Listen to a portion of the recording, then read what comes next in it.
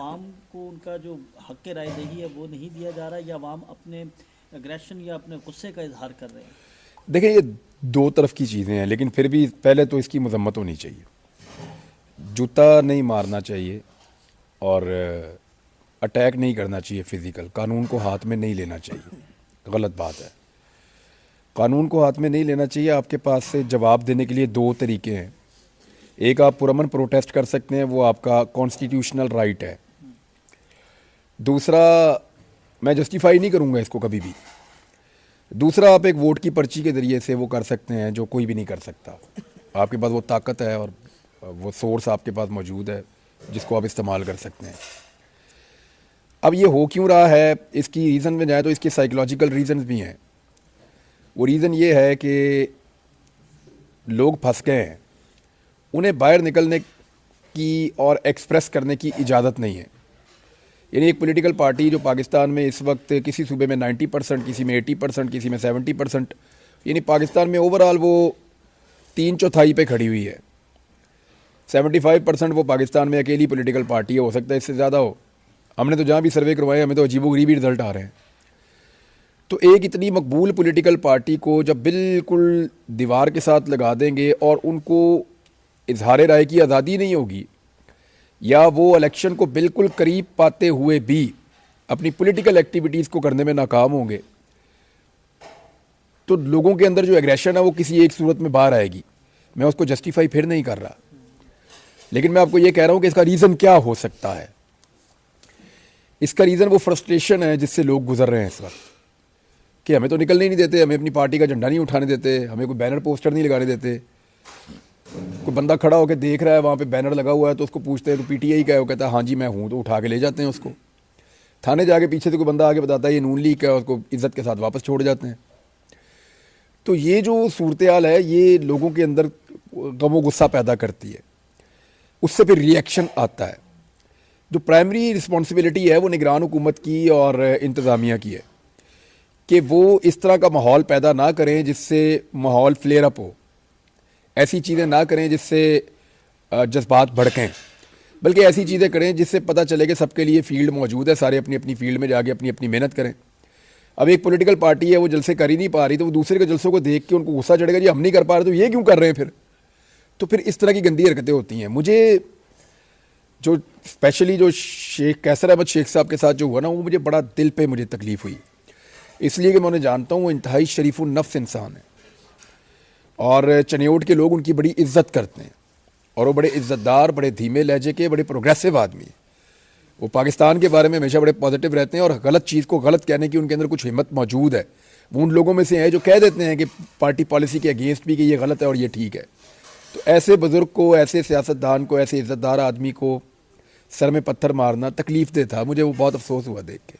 अच्छा, आप इतना अर्सा जो है वो रहे, मंजर आम से गायब रहे, जब आप वापस पहुँचे तो कौन सी ऐसी चीज़ या कौन सा ऐसा वाक़या या कौन सी ऐसी चीज़ आपने बहुत ज़्यादा उसकी कमी महसूस की जब आपको पता चला कि या ये शख्स की कमी या कुछ फोर्स हो गया, या किसी की खुशी, या किसी को आपने बहुत ज़्यादा मिस किया वो आपको पता चला? अब बेशुमार चीज़ें मिस की हैं मैंने, और जो मुझे तकलीफ़ रहेगी जिन चीज़ों से, कुछ ऐसे प्यारे लोग थे जो अब दुनिया में नहीं हैं, तो उनका मुझे अफसोस रहेगा।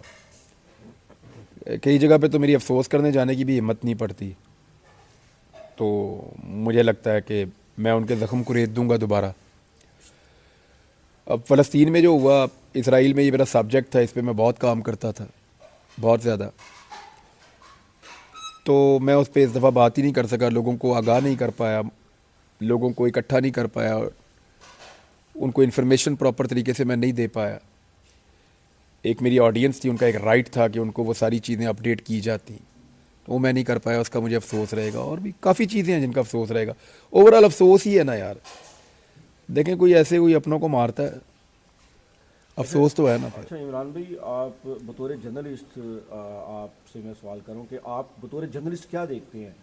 8 फरवरी को इलेक्शन होते हैं, इलेक्शन के बाद रिजल्ट आता है, वो रिजल्ट किसके हक में आएगा? भले का देखें जी, अगर इलेक्शन होते हैं ना तो फिर तो इमरान खान की हुकूमत बन जाएगी इस मुल्क में, अगर तो इलेक्शन होते हैं।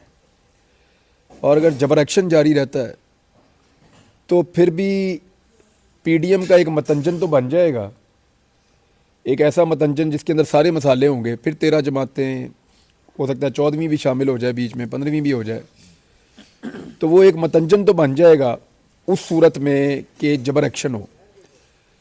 लेकिन नवाज शरीफ की बारी फिर भी नहीं आनी, क्योंकि मतंजन में मियाँ साहब का चांस बहुत कम है। इमरान भाई, सहाफ़ियों को नोटिस और दर्जी वाली मिसाल, ये कहानी बता दें ज़रा। यार मैंने तुम लोगों को वैसे ही कहानी सुनाई थी वो बड़ी लंबी कहानी है, वो फिर किसी वक्त मैं सुनाऊंगा। लेकिन ये है कि ये जो सहाफ़ियों को नोटिस हुए थे, इस पर कोई चीफ जस्टिस ने कहा है, उनको एहसास हो गया कि ये ज़्यादती हो रही है और हमारा हक है कि अगर हमें लगता है कि किसी अदलिया ने या किसी अदालत ने एक ऐसा फ़ैसला किया है जो हमें लगता है कि इंसाफ के मुताबिक नहीं है, तो हम उस पर अपनी राय दें। ये हमारा कानूनी हक है और ये हक हम इस्तेमाल कर सकते हैं और हम करते रहेंगे आइंदा भी इंशाल्लाह। और तनकीद करने में क्या होता है, यानी आपको अगर कोई चीज़ ऐसा लगता है कि यहाँ नाइंसाफ़ी हो या गलत हुआ है तो आप उसके ऊपर बात कर सकते हैं, तनकीद क्यों ना करें। मुझे बताएं, जिस अदालत ने भुट्टो को फांसी दी थी उस दौर में भी तो लोग इस पर तनकीद करते थे ना। आज की अदलिया खुद तस्लीम कर रही है कि वो गलत हुआ, कर रही है ना, तो कल भी ये अदलिया तस्लीम करेगी कि काजी फ़ायद ईसा का फ़ैसला बहुत ही गलत और एक ऐसा फ़ैसला था जिस फैसले की नज़ीर नहीं होनी चाहिए। एक शर्मनाक फ़ैसला था जिसमें एक सियासी जमात से और उसके करोड़ों वोटर से वोट डालने का हक ही छीन लिया, उनका बल्ला ही छीन लिया, उनका वो इंतखाबी निशान ही छीन लिया। अच्छा इमरान भाई, ये बताइएगा कि सारी सूरत हाल आपके सामने इस वक्त मुल्क में जो चीज़ें चल रही हैं, अगर इलेक्शन इसी तरह होता है तो क्या पीटीआई सीटें निकाल सकेगी? क्या केपी में आपने देखे हैं पीटीआई के जलसे, तो क्या वहाँ पर कोई पीटीआई अपसेट करेगी या पंजाब में करेगी, अगर यही माहौल रहा तो जो आज है? देखें, ये आज़ाद उम्मीदवार जीत जाएंगे, लोगों को पता है कि किसको वोट डालना है, इंतखाबी निशान क्या है और कैसे डालना है।